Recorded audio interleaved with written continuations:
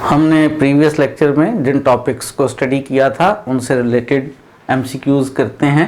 Topics मैं याद करवा दूं, एक्सटीरियर पॉइंट है, एक्सटीरियर ऑफ ए सेट है, बाउंड्री पॉइंट है, बाउंड्री ऑफ ए सेट है, आइसोलेटेड पॉइंट है, लिमिट पॉइंट है और ड्राइव सेट्स है। इनसे रिलेटेड एमसीक्यूज़ जो है वो हम करते हैं। देखते हैं कि सबसे पहले हमारे सामने एमसीक्यू जो है वो क्या है। एक मैट्रिक्स स्पेस है XD, A और B इस मैट्रिक्स स्पेस के सबसेट्स हैं। Exterior of A intersection B का रिलेशन हमने बताना है। ऑप्शंस में exterior of A intersection B के बारे में कहा गया है। Exterior of A intersection B के बारे में जो रिजल्ट हमारे पास है वो ये है कि एक्सटीरियर ऑफ A सुपरसेट होता है exterior of A union exterior of B का। देखें ये कौन सी ऑप्शन में मौजूद है। Exterior of A intersection B equal है, ज़रूरी नहीं होता, ऐसी एग्जांपल्स भी मिल जाती है जिनमें exterior of A intersection B exterior of A union exterior of B के इक्वल नहीं होता। ऑप्शन बी में इक्वल है, पॉसिबल नहीं है। ऑप्शन ए में लेफ्ट साइड पे भी इंटरसेक्शन है, राइट साइड पे भी इंटरसेक्शन है। एक्सटीरियर का आंसर जब एक्सटीरियर की शेप में लिखते हैं तो इंटरसेक्शन चेंज हो जाता है यूनियन में। यहाँ पे दोनों साइड्स पर इंटरसेक्शन है। यहाँ पर exterior of A intersection B subset है exterior of A union exterior of B का, जो कि इस रिजल्ट के मुताबिक नहीं है। हमारी ऑप्शन डी जो है वो एग्जैक्टली इस रिजल्ट के मुताबिक है। तो जो हमारी चॉइस है वो कौन सी चॉइस है फिर? ऑप्शन डी जो है वो हमारी इस वक्त करेक्ट चॉइस है। ऑप्शन डी करेक्ट ऑप्शन है। जो एमसीक्यू अब हम करने लगे हैं उसमें XD एक मैट्रिक्स स्पेस है, A और B इस मैट्रिक्स स्पेस के सबसेट्स है, A यूनियन B के एक्सटीरियर का जिक्र है और ऑप्शंस में डिफरेंट पॉसिबिलिटीज लिखी हुई हैं जिनमें एक्सटीरियर की बात भी है और इंटीरियर की बात भी है। जैसे A इंटरसेक्शन B का एक्सटीरियर है उसी तरह से A यूनियन B के एक्सटीरियर का भी फार्मूला है हमारे पास। आंसर में एक्सटीरियर आ जाता है और यूनियन चेंज हो जाता है इंटरसेक्शन में। लेकिन हमारे पास कुछ ऑप्शंस ऐसी भी हैं जिनमें एक्सटीरियर की जगह ऑप्शंस में इंटीरियर लिखा हुआ है।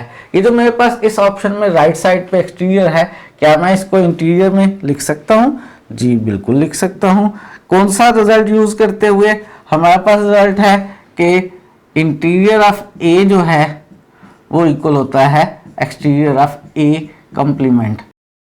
A को A के कंप्लीमेंट में चेंज कर लें तो एक्सटीरियर इंटीरियर में चेंज हो जाता है और इंटीरियर एक्सटीरियर में चेंज हो जाता है। ऐसे भी लिख सकते हैं कि इंटीरियर ऑफ A कंप्लीमेंट जो है वो इक्वल है एक्सटीरियर ऑफ A के। तो इससे पहले कि मैं ऑप्शंस देखूं कौन सी सही है, मैं पहले इसी रिजल्ट को एक्सटीरियर की बजाय इंटीरियर की फॉर्म में भी लिखूं तो ये इंटीरियर की फॉर्म में हो जाएगा interior of A complement intersection interior of B complement. ऐसा मैं इसलिए कर रहा हूं कि ऑप्शन में मेरे पास जो exterior of A union B जिसके इक्वल आना है उन ऑप्शंस में राइट साइड पे इंटीरियर भी है।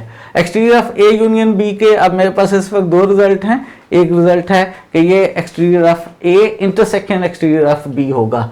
Exterior of A intersection exterior of B option में मौजूद नहीं है। दूसरा पॉसिबल आंसर है interior of A complement intersection interior of B complement होगा और ये हमारे पास ऑप्शन में मौजूद है। कौन सी ऑप्शन इस वक्त करेक्ट ऑप्शन है? आपके पास ऑप्शन A वो करेक्ट ऑप्शन है। ऑप्शन A इस वक्त हमारी करेक्ट ऑप्शन है, यही हमारी सिलेक्शन है। और इस एमसीक्यू में वो कह ये रहा है कि RD मैट्रिक्स स्पेस है which are the following is an exterior point of 0 1। Set 0 1 है, चेक ये करना है कि कौन सा पॉइंट एक्सटीरियर पॉइंट है। अगर हमने किसी पॉइंट को एक्सटीरियर पॉइंट होना चेक करना हो तो उसके लिए क्या तरीका होता है?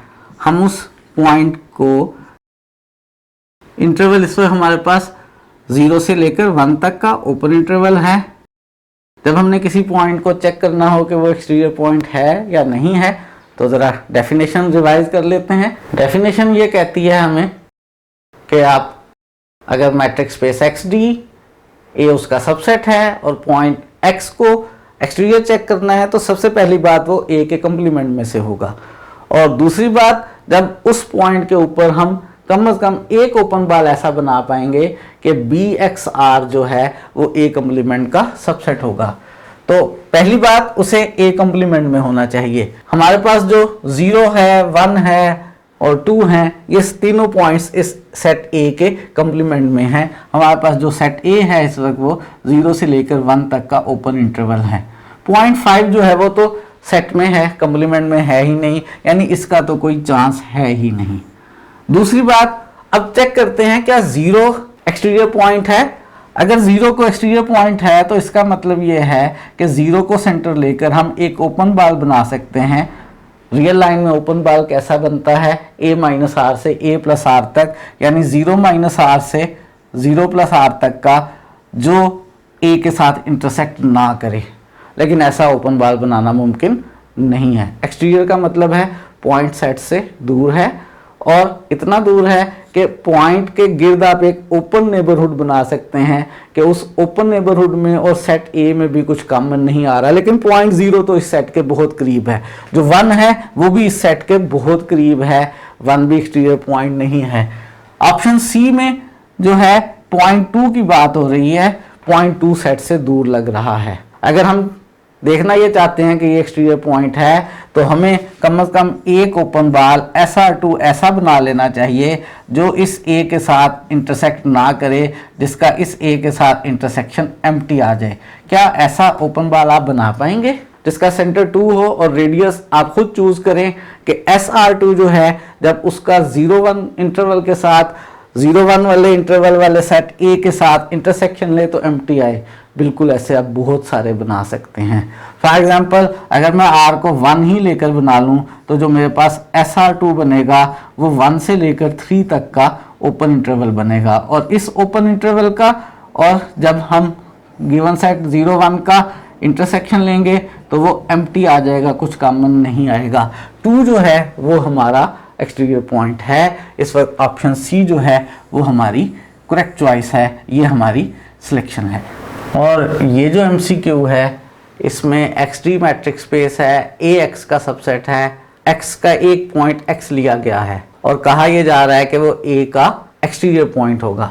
हम कहते हैं पॉइंट X एक्सटीरियर पॉइंट होगा जब वो A के कंप्लीमेंट में हो, यहाँ वो कह रहा है वो X में हो, तो कोई हर्ज नहीं है। जो पॉइंट X A कंप्लीमेंट में है श्योरली वो पॉइंट X में भी है।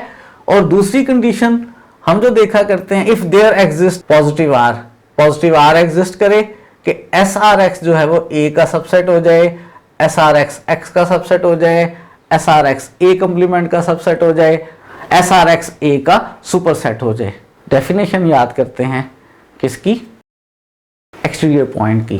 XD मैट्रिक्स स्पेस हो, A उसका सबसेट हो, A कंप्लीमेंट के पॉइंट को एक्सटीरियर पॉइंट कहते हैं। उसने कहा था X पॉइंट X में से, कोई हर्ज नहीं है, एक ही जैसी बात है। लेकिन कब कहते हैं? उस वक्त कहते हैं जब आपको एक ऐसा ओपन बाल मिल जाए कि वो ओपन बाल A कंप्लीमेंट का सबसेट हो। अगर आपको एक ओपन बाल मिल जाए जो A कंप्लीमेंट का सबसेट हो, उसको आप BXR लिखें या SRX लिखें, एक ही जैसी बात है। और देखें कौन सी ऑप्शन इस कंडीशन के मुताबिक है। SRX A का सबसेट नहीं, SRX X का सबसेट ठीक है, लेकिन ये इस बात की श्योरिटी नहीं देता कि वो एक्सटीरियर पॉइंट होगा। SRX X का तो हमेशा सबसेट ही होता है।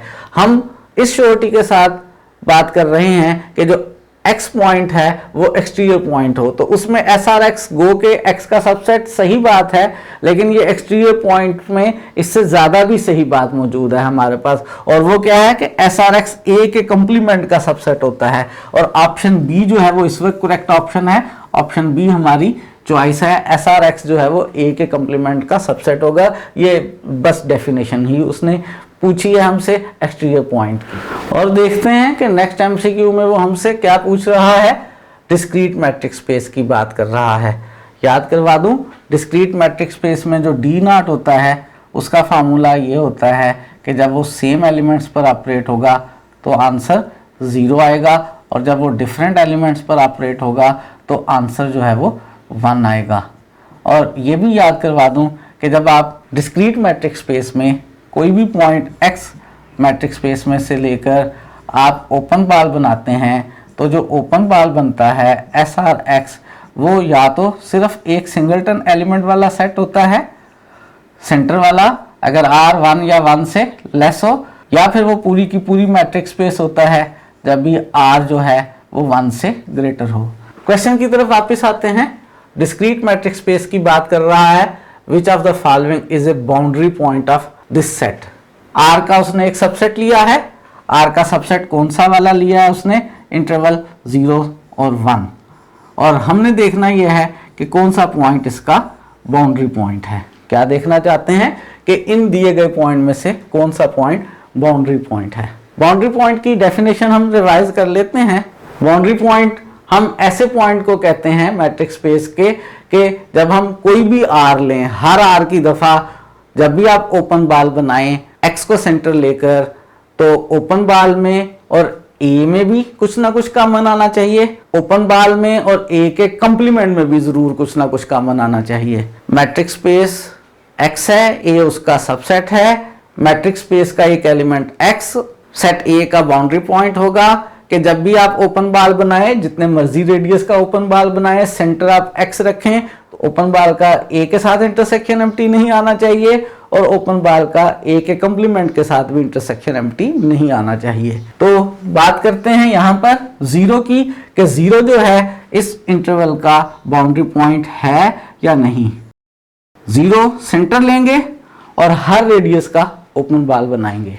ओपन बॉल जब भी हम बनाएंगे या तो एक्स बनेगा सिंपल एक एलिमेंट वाला सेट, या पूरी की पूरी matrix space capital x set बनेगी। जब मैं जीरो को सेंटर लेकर ओपन बॉल बनाऊंगा तो पॉसिबिलिटीज मेरे पास ये हैं कि इस ओपन बॉल का आंसर या तो सिर्फ सेट जीरो आएगा, ऐसा सेट आएगा जिसमें जीरो है, या फिर पूरी की पूरी मैट्रिक्स स्पेस यानी आर आ जाएगी। ये जो ओपन बॉल बन रहा है हर सूरत में उसको सेट के साथ भी इंटरसेक्ट करना चाहिए और सेट के कंप्लीमेंट के साथ भी। ये वाला जो ओपन बॉल है ये सेट के साथ इंटरसेक्ट नहीं कर रहा है, यानी जीरो कभी भी इसका बाउंड्री पॉइंट नहीं होगा। पॉइंट 1 की बात करें तो 1 के लिए भी आप इसी तरह से सोच सकते हैं कि जब मैं ऐसा रेडियस लेकर ओपन बॉल बनाऊंगा जो 1 या 1 से छोटा होगा तो उस ओपन बॉल में सिर्फ 1 कॉमन आएगा, उसमें सेट के कंप्लीमेंट में से तो एलिमेंट कॉमन आ जाएंगे, सेट के साथ एलिमेंट्स कॉमन नहीं आएंगे, 1 भी इसका बाउंड्री पॉइंट नहीं है। अगर हम पॉइंट 5 की बात करें, पॉइंट 5 जो है यहाँ पर सेट में मौजूद है। अगर मैं इस पॉइंट 5 को सेंटर लेकर एस आर पॉइंट 5 बनाऊं तो दो ही पॉसिबिलिटीज हैं, एक दफ़ा फिर या तो सिर्फ पॉइंट आ जाए एक्स ओपन बॉल पॉइंट 5 वाला सेट बन जाए, या पूरी की पूरी मैट्रिक्स स्पेस बन जाए। जब ओपन बॉल पॉइंट 5 वाला सेट बनेगा तो उसका ए के साथ इंटरसेक्शन एम्प्टी नहीं होगा, लेकिन ए के कंप्लीमेंट के साथ उसका इंटरसेक्शन एम्प्टी हो जाएगा। और बाकी केसेस में दोनों के साथ इंटरसेक्शन एम्प्टी नहीं होगा। लेकिन अगर हम चेक करना चाहते हैं कि बाउंड्री पॉइंट है तो क्या होना चाहिए, हर ओपन बॉल को, हर रेडियस वाले ओपन बॉल को ए कंप्लीमेंट से भी इंटरसेक्ट करना चाहिए और ए से भी। जबकि यहाँ पर एस आर पॉइंट 5 वाला ओपन बॉल जब सिर्फ इस सेट के इक्वल आएगा जिसमें पॉइंट 5 है, वो ए के साथ इंटरसेक्ट करेगा, ए कंप्लीमेंट के साथ इंटरसेक्ट नहीं करेगा। ए का कंप्लीमेंट है क्या, ए का कंप्लीमेंट 0 से पीछे वाले सारे एलिमेंट 0 और 1 से आगे वाले सारे एलिमेंट्स और 1। तो ये वाला सेट जो है ए कंप्लीमेंट के साथ इंटरसेक्ट नहीं कर रहा, यानी पॉइंट 5 भी बाउंड्री पॉइंट नहीं है, कोई भी बाउंड्री पॉइंट नहीं है। ऑप्शन कौन सी करेक्ट होगी फिर, ऑप्शन डी हमारी करेक्ट ऑप्शन होगी कि नन ऑफ दी, इनमें से कोई भी बाउंड्री पॉइंट नहीं है। यूजुअल मैट्रिक में नहीं चले जाना। अगर आप यूजुअल मैट्रिक में चले जाएंगे तो फिर 0 भी इसका बाउंड्री पॉइंट है, 1 भी इसका बाउंड्री पॉइंट है, लेकिन ऐसा नहीं है यहाँ पर। और इस एमसीक्यू में मैट्रिक्स स्पेस आरडी की बात कर रहा है और बाउंड्री मालूम करनी है क्योंकि कंप्लीमेंट, यानी बाउंड्री पॉइंट्स इकट्ठे कर लेने हैं। कौन से सेट के, क्यू कंप्लीमेंट के, यानी सेट ऑफ इरेशनल्स के। बाउंड्री पॉइंट होता क्या है, अभी हमने देखा है कि बाउंड्री पॉइंट हम मैट्रिक्स स्पेस के एक एलिमेंट x को सेट ए का बाउंड्री पॉइंट कहते हैं कि जब भी x को सेंटर लेकर जितने मर्जी रेडियस का ओपन बॉल बनाएं वो ए कंप्लीमेंट से भी इंटरसेक्ट करे और वो ए से भी इंटरसेक्ट करे। और हमें क्यू कंप्लीमेंट यानी इरेशनल नंबर्स के बाउंड्री पॉइंट्स मालूम करने हैं, बाउंड्री पॉइंट्स का सेट मालूम करना है। जब मैं थ्योरी पढ़ा रहा था मैंने आपको बताया था कि अगर हम बाउंड्री पॉइंट्स का सेट मालूम करें किसका, रैशनल नंबर्स का, तो वो पूरा का पूरा रियल नंबर्स का सेट बन जाता है। वही आर्गूमेंट यहाँ पर भी यूज़ करेंगे और उसी आर्गूमेंट को यूज़ करते हुए जब आप बाउंड्री मालूम करेंगे क्यू के कम्प्लीमेंट की यानी सेट ऑफ इररेशनल नंबर्स की, तो वो पूरा का पूरा रियल नंबर्स आ जाएगा।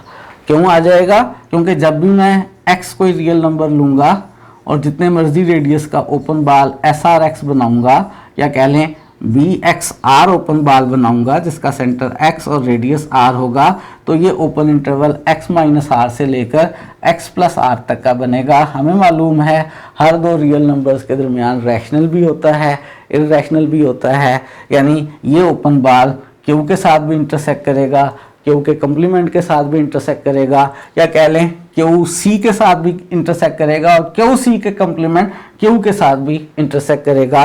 तो हर रियल नंबर इसका बाउंड्री पॉइंट है। क्यू के कम्प्लीमेंट की जो बाउंड्री है वो पूरी की पूरी आर है। ऑप्शन बी जो है वो हमारी करेक्ट ऑप्शन है।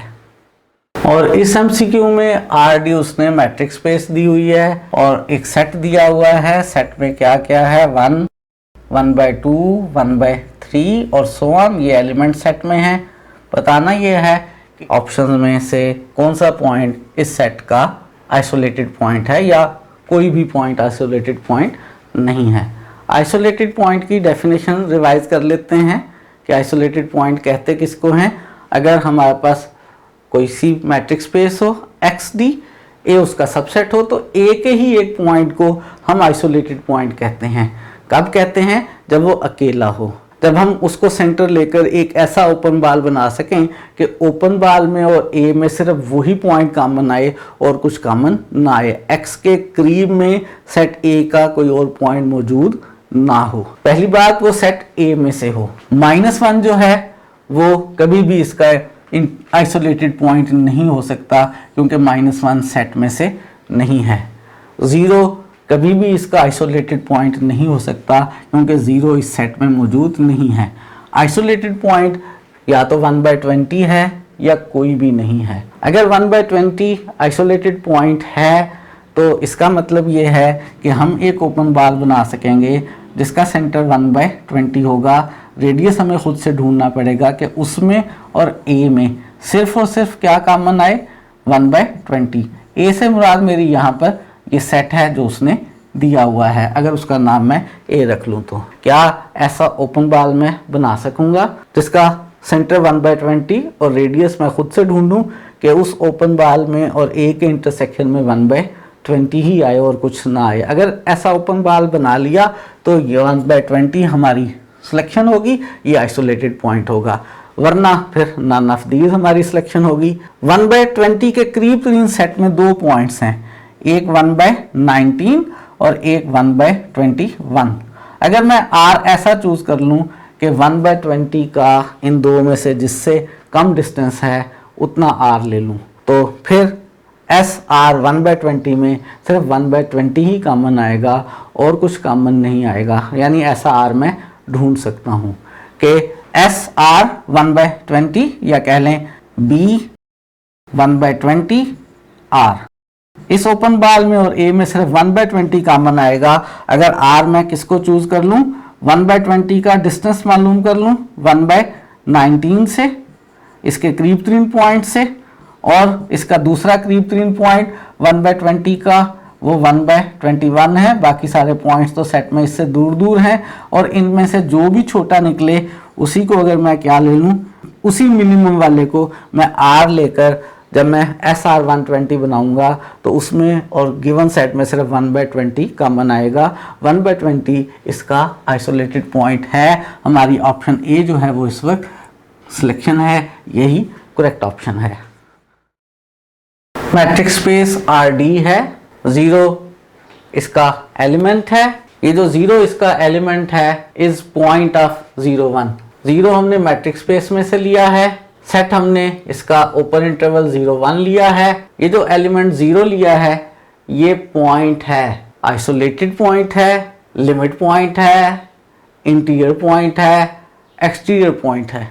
हमने बताना है इंटीरियर पॉइंट आसानी से आप क्रॉस कर सकते हैं, इंटीरियर पॉइंट के लिए ज़रूरी होता है कि वो पॉइंट सेट में से हो। 0 मैट्रिक्स स्पेस में से है, लेकिन 0 इस सेट इंटरवल 0 1 में नहीं है। एक्सटीरियर पॉइंट वो पॉइंट होता है जो सेट से बाहर हो और उसके करीब सेट के पॉइंट्स ना हो।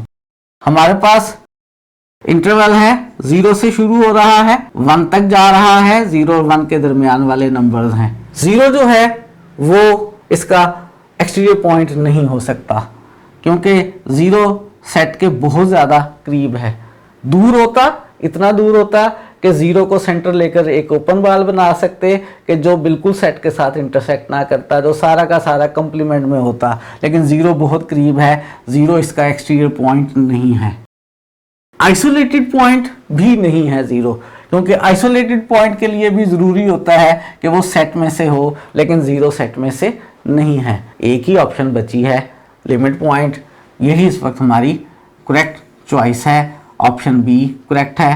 पहले भी हम देख चुके हैं 0 इसका लिमिट पॉइंट है। 0 को सेंटर लेकर हम जब भी ओपन बॉल बनाते हैं SR 0 और उसका इस सेट A के साथ हम इंटरसेक्शन लेते हैं और बीच में से 0 को निकाल कर भी देखते हैं, तो ये इंटरसेक्शन कभी भी एम्प्टी नहीं आता।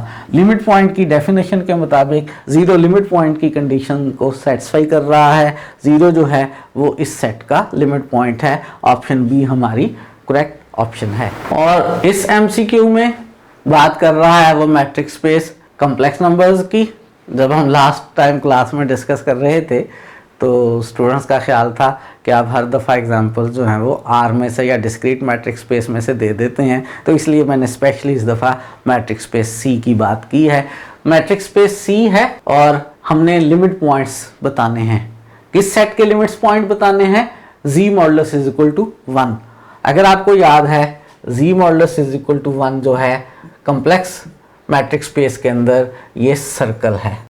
कौन सा सर्कल है? वो वाला सर्कल है जिसका सेंटर जो है वो 0 0 है और जिसका रेडियस जो है वो 1 है। इस सारे सर्कल के ऊपर जो पॉइंट्स हैं वो इस सेट में मौजूद हैं। उस सर्कल के ऊपर जिसका सेंटर 0 0 और जिसका रेडियस 1 है, हमने इस सर्कल के लिमिट पॉइंट्स ढूंढने हैं। लिमिट पॉइंट्स याद करवा दूं, अगर A जो है वो किसी मैट्रिक्स स्पेस का सबसेट हो और X मैट्रिक्स स्पेस का एक एलिमेंट लें और हम कहना चाहते हो कि ये X सेट A का लिमिट पॉइंट है, तो हम कहते हैं कि for all positive real numbers R, जब भी हम ओपन बॉल बनाएं जिसका सेंटर X हो और उसका A के साथ इंटरसेक्शन लें और हम X के अलावा देखें कि उनमें कुछ कॉमन आया है या नहीं आया है, और अगर हमेशा कॉमन आए, ये इंटरसेक्शन हर R की दफ़ा नॉन एम्प्टी आए, तो फिर हम उस X को लिमिट पॉइंट कहते हैं। तो यहाँ पर कौन से लिमिट पॉइंट्स हैं? 1 प्लस आयोटा। 1 प्लस आयोटा जो है कहाँ होगा? x1 y1। 1 प्लस आयोटा जो है वो यहाँ कहीं होगा। क्या ये इस सेट का लिमिट पॉइंट है? 1 प्लस आयोटा को सेंटर मानकर मैं ऐसे ओपन बॉल बना सकता हूं कि जो इस सेट के साथ बिल्कुल भी इंटरसेक्ट ना करें, यानी 1 प्लस आयोटा इसका लिमिट पॉइंट नहीं है। आयोटा इसका लिमिट पॉइंट है। आयोटा कहाँ होगा? आयोटा यहाँ होगा। ये आयोटा है। इस आयोटा को सेंटर लेकर जब भी मैं ओपन बार बनाऊंगा, सी के अंदर जो ओपन बार बनेगा वो जस्ट लाइक डिस्क होगा, ओपन डिस्क, सर्कुलर डिस्क होगा जिसका सेंटर आयोटा और रेडियस जो भी हो ये इंटरसेक्ट कर जाएगा। किसके साथ इंटरसेक्ट कर जाएगा? ये इस सेट के साथ इंटरसेक्ट कर जाएगा। ये वाले पॉइंट्स कॉमन आ जाएंगे हमेशा, यानी ये इंटरसेक्शन कभी भी एम्प्टी नहीं आएगा। आयोटा निकाल भी देंगे तो ये इंटरसेक्शन कभी एम्प्टी नहीं आएगा। आयोटा जो है वो क्या है? वो इसका लिमिट पॉइंट है। लग ये रहा है कि ये हमारी इस वक्त सिलेक्शन है। बाकी दो ऑप्शंस को भी देख लेते हैं। 1 माइनस आयोटा x1 का और y माइनस 1 का, ये यहाँ कहीं पॉइंट आएगा। और 1 माइनस आयोटा को सेंटर लेकर आप ऐसे ओपन बॉल बना सकेंगे जो सेट के साथ बिल्कुल भी इंटरसेक्ट नहीं करेंगे, यानी 1 माइनस आयोटा जो है वो लिमिट पॉइंट नहीं है। और 1/2 आयोटा, 1/2 आयोटा कहाँ पर होगा? R के अंदर, 1/2 C के अंदर कंप्लेक्स प्लेन में 1/2 आयोटा यहाँ कहीं होगा। 1/2 आयोटा को सेंटर लेकर आप ऐसे ओपन बाल बना सकेंगे जो इस सेट के साथ बिल्कुल भी इंटरसेक्ट नहीं करेंगे। 1/2 आयोटा भी लिमिट पॉइंट नहीं है, 1 - आयोटा भी लिमिट पॉइंट नहीं है, 1 + आयोटा भी लिमिट पॉइंट नहीं है। और हमारी सिलेक्शन जो है वो कौन सी है? ऑप्शन बी हमारी इस वक्त करेक्ट ऑप्शन है। आयोटा इस सेट का लिमिट पॉइंट है। मैट्रिक्स स्पेस RD है, E इसका सबसेट है।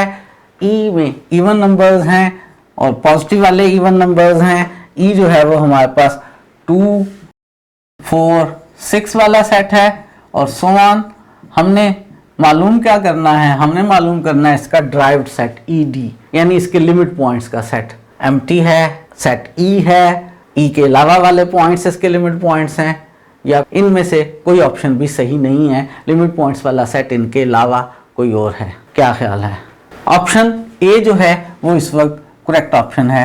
लिमिट पॉइंट की डेफिनेशन अभी हमने प्रीवियस क्वेश्चन में भी की थी कि अगर x आपके पास एक मैट्रिक्स स्पेस हो, a इस मैट्रिक्स स्पेस का कोई सबसेट हो, आप एक एलिमेंट मैट्रिक्स स्पेस में से x लें और for every positive real number r, जब भी आप ओपन बाल बनाएं जिसका सेंटर x और रेडियस r हो, वो ओपन बाल a के साथ ज़रूर इंटरसेक्ट करे और उस इंटरसेक्शन में x के अलावा कोई चीज़ें कॉमन हो। अगर ऐसा हो तो हम लिमिट पॉइंट कहते हैं। लेकिन E की दफ़ा कोई सा भी रियल नंबर आप ले लें, आप हर r के लिए SRX और A का इंटरसेक्शन नॉन एम्प्टी नहीं बना सकेंगे। आपको ऐसे r मिल जाएंगे जिनके लिए SRX का और A का इंटरसेक्शन x निकालने के बाद एम्प्टी आ जाएगा।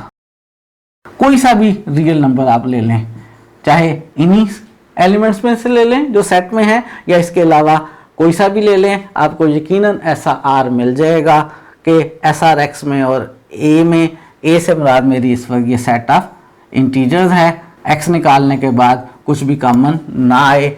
एम्प्टी सेट जो है ये हमारी चॉइस है। E जो है वो इसके लिमिट पॉइंट्स नहीं है। 2 को आप शो कर सकते हैं आसानी से, मसलन S12 मैं बना लूँ, ऐसा ओपन बार बना लूँ जिसका सेंटर 2 और रेडियस 1 है, तो इसमें जो कि बेसिकली 1 से लेकर 3 तक का इंटरवल है, इसमें और सेट E में कुछ भी कॉमन नहीं आ रहा है। अगर मैं इसमें से क्या माइनस कर दूं, अगर मैं इसमें से 2 को माइनस कर दूं तो फिर कुछ भी कॉमन नहीं आ रहा है, एम्प्टी आ रहा है। यानी E में से अगर एक एलिमेंट नहीं है इसका लिमिट पॉइंट, तो इसका मतलब है इसका ड्राइव सेट पूरा E नहीं हो सकता।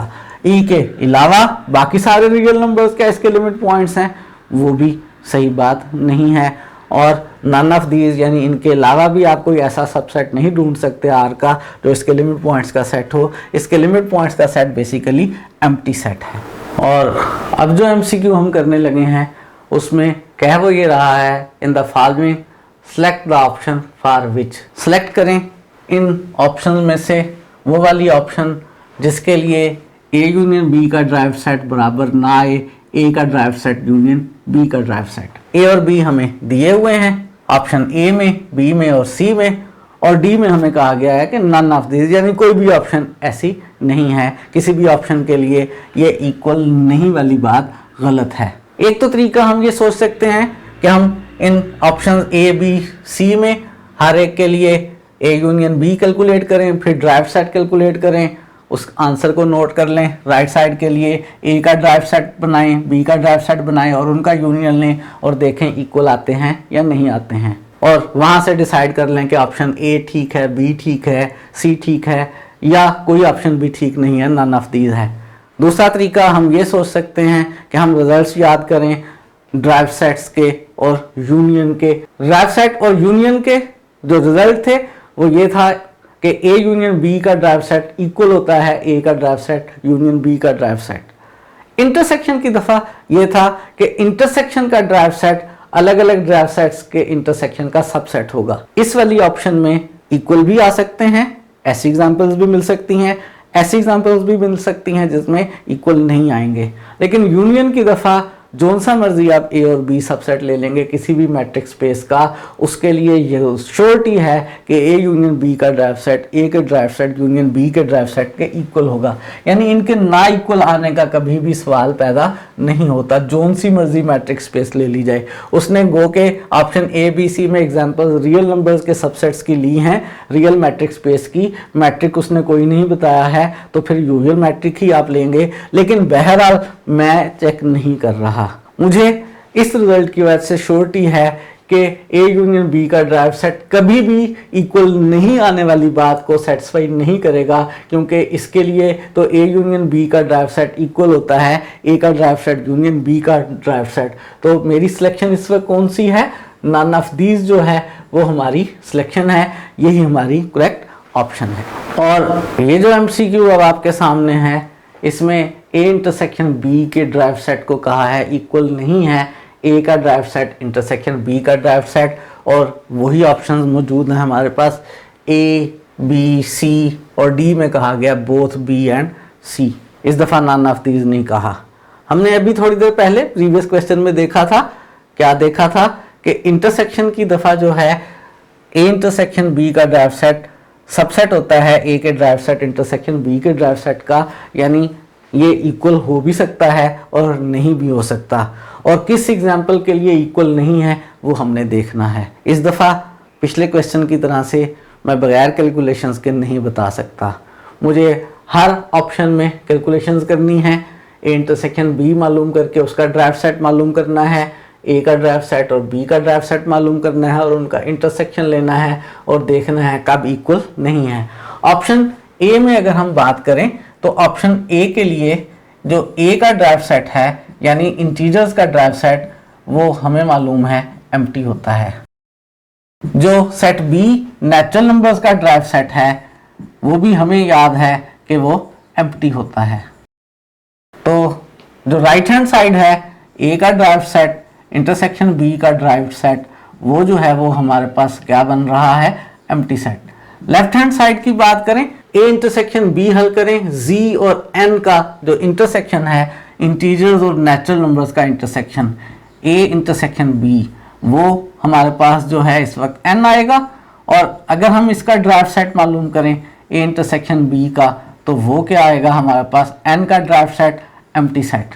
और देखें ये दोनों इक्वल आ रहे हैं। कौन दोनों इक्वल आ रहे हैं? ए इंटरसेक्शन बी का ड्राइव सेट और ए का ड्राइव सेट इंटरसेक्शन बी का ड्राइव सेट। यानी ऑप्शन ए जो है वो तो हमारी चॉइस नहीं है, ये करेक्ट ऑप्शन नहीं है।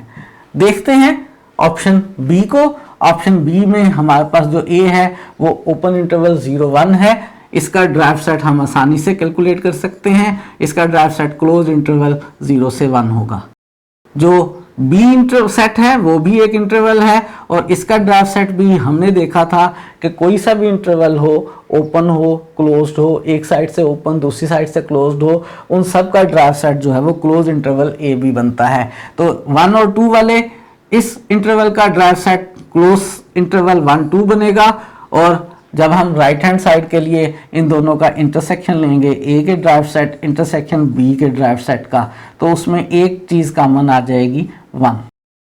और अगर हम ए और बी दोनों का पहले इंटरसेक्शन लें, ए इंटरसेक्शन बी मालूम करें, ए और बी में कुछ कॉमन आएगा? कुछ भी कॉमन नहीं आएगा, एम्प्टी सेट आएगा। और जब हम इसका ड्राइव सेट मालूम करेंगे तो इसका ड्राइव सेट भी एम्प्टी सेट होगा। और आप देख सकते हैं कि ये दोनों जो हैं ये दोनों इक्वल नहीं आए हैं।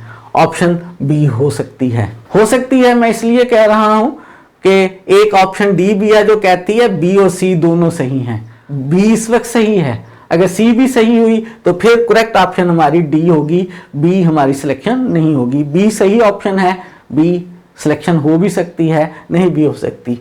ऑप्शन सी को देखते हैं। ऑप्शन सी के अंदर जो हमारे पास सेट ए है उसका ड्राइव सेट लें तो वो क्लोज इंटरवल 0-1 आ रहा है। सेट बी का ड्राइव सेट लें तो वो क्लोज इंटरवल 1 से 2 तक का आ रहा है। और जब हम इन दोनों का इंटरसेक्शन लें ए के ड्राइव सेट और बी के ड्राइव सेट का, तो उसमें एक पॉइंट कॉमन आ रहा है 1। और अगर हम लेफ्ट हैंड साइड के लिए पहले इंटरसेक्शन लें इंटरसेक्शन बी, तो उसमें क्या आ रहा है, उसमें सिर्फ 1.1 कॉमन आ रहा है।